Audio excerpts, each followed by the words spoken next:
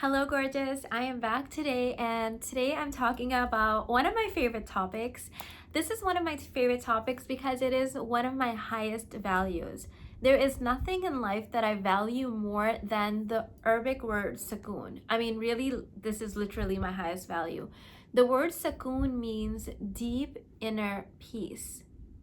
And this is something that I place above all other things.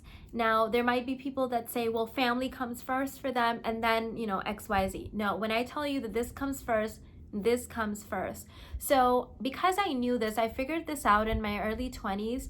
I set to create in life with as little disturbance or stress or chaos or anything that would take away from this deep inner peace as possible. And so I thought, let's talk a little bit more about this. If you really look at any of my YouTube videos, that is the underlining concept of it. Because yes, I want to have relationships and I want to have money and I want to have a house and all those things, but none of those things matter to me unless I have sukoon. Like that's what it really just comes down to it for me personally.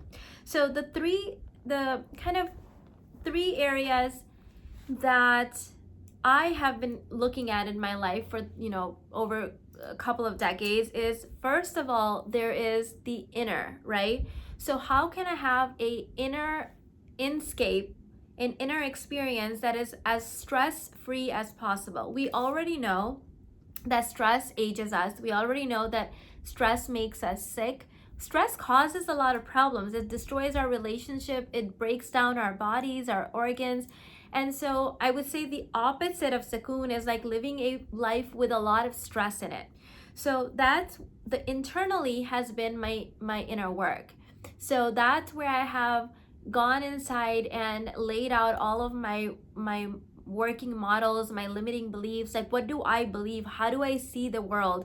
What are the viewpoints that I have adapted from which I see the world? And so doing that inner work, I have eliminated anything and everything that causes me internal stress or takes me away from living my best life, living that sukoon life, right?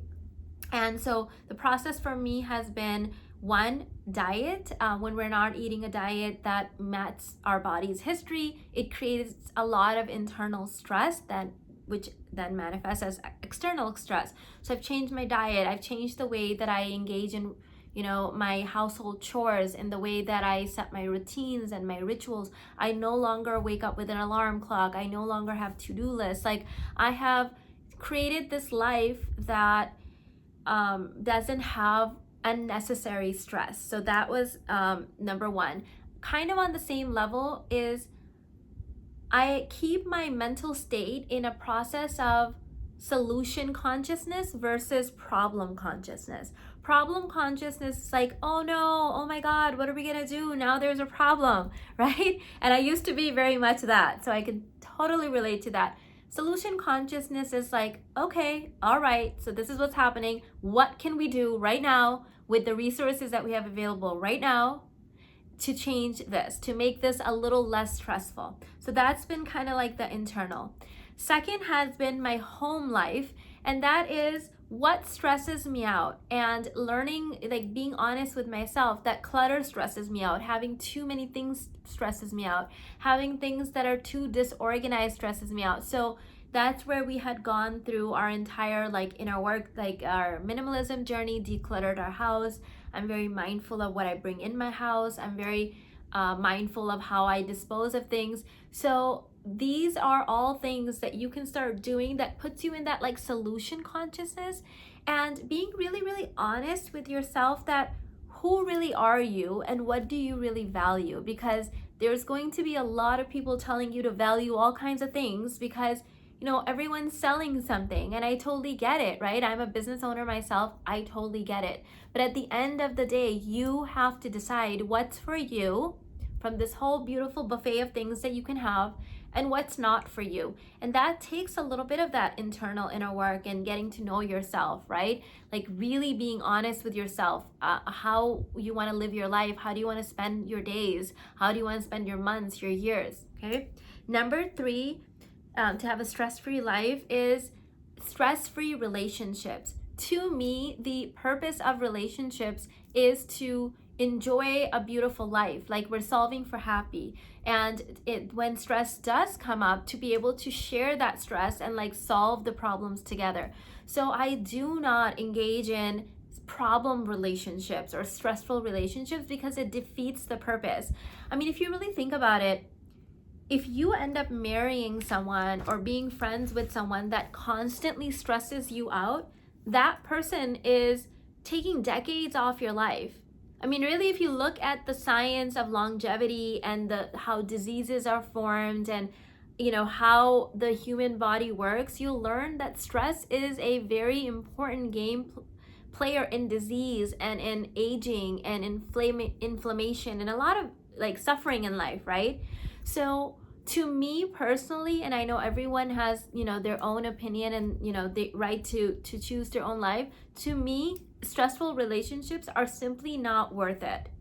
So that's the kind of partner that I decided to choose. Those are the kind of boundaries that I have. Even in boundaries with friends, in my marriage, with my children, it's like, look, this stresses me out. What can we do about it, right? Like, I'm not going to subject myself or you to a situation where we're both living a stressful life, and because that's not what life is supposed to be about to me, right?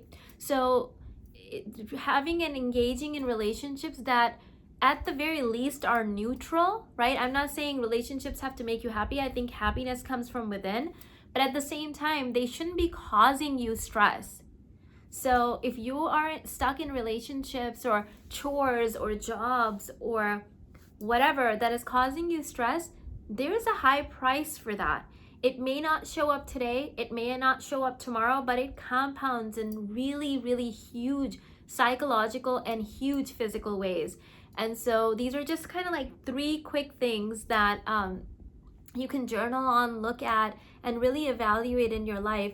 That is it worth it at the end of the day, right? Is the price worth it, right? There's always a consequence to everything. And we as a species have always balanced out the what is it? The cost analysis, right? The cost benefit analysis. And so to me, the cost benefit analysis for having stress in relationships or in my life is just not worth it. I'm just not available for it. So just kind of food for thought. And if you want to learn more about this type of a lifestyle and mindset work, on January 22nd, I'm having my fourth annual New Year intensive called Alchemy and Ascension. I would love to have you in there. There is a payment plan and a pay in full option, and everything is lifetime. You get to keep the recordings, and I would love to have you in there. I'll see you in the next one. Bye.